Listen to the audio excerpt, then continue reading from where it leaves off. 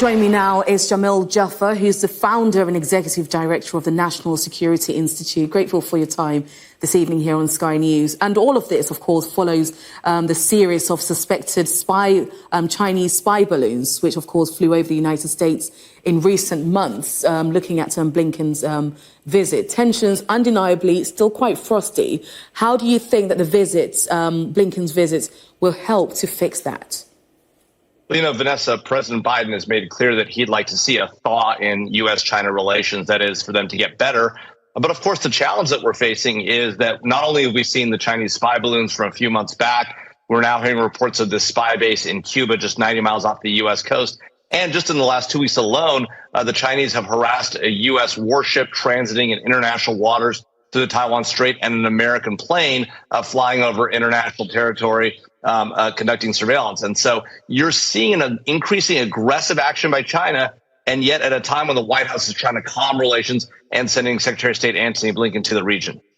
Yeah, you touched on some of that, so let's explore that, because it's not just the issue with the spy balloons, is there? There are also those allegations of China harassing American planes, and then the situation regarding the spy base in Cuba. Yes, that's exactly right. You know, we saw this American warship along with a Canadian warship transiting the Taiwan Straits. That's to keep the freedom of navigation open. We saw a Chinese vessel, military vessel cut directly in front, just 150 yards out. And then we had a Chinese fighter jet harassing an American plane, again, over international waters, completely acceptable operations by American vehicles there. And then finally, you've seen increasing number of Chinese flights crossing that line, the middle line of the Taiwan Strait, headed over to Taiwan, causing them to scramble their defenses as well. A continuous harassment now from the Chinese, not just of Americans, but our allies, the Canadians, the British, and the Taiwanese, our partners there in the region. And Biden, as we were saying there, has made it clear that he wants to fix the relationship with China. He's made it clear that he'll be meeting Xi Jinping later this year.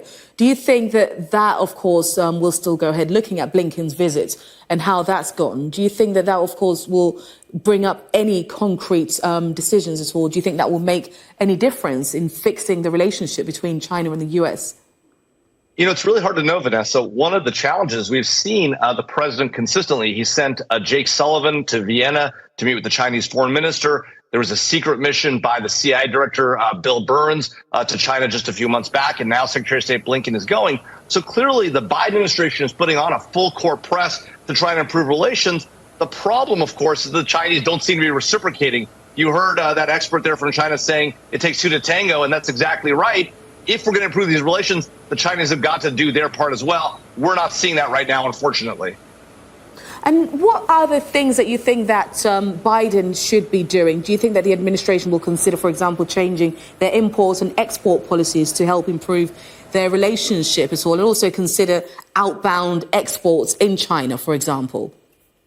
It's a great question, Vanessa. You know, the Trump administration began a very aggressive set of efforts against China to push back, to create domestic supply chains for us and our allies and partners in Europe.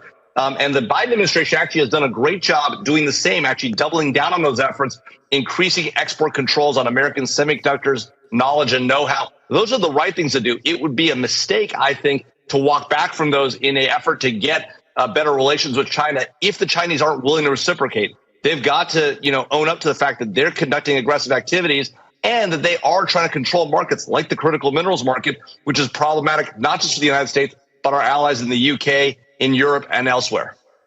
Is it fair to say that there's a bit of a shift in power here, in the balance of power? Because, of course, America making very clear, listen, we want to fix all of this back and forth. We want to fix a relationship with you. We have had the meeting with Blinken in China. Let's note that.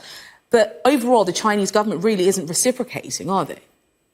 That's exactly right. And that's a concern because, we've seen this pattern before from the Biden administration with Iran, where they tried to make a deal. The Iranians said no. They kept giving and giving. And unfortunately, the Iranians never reciprocated.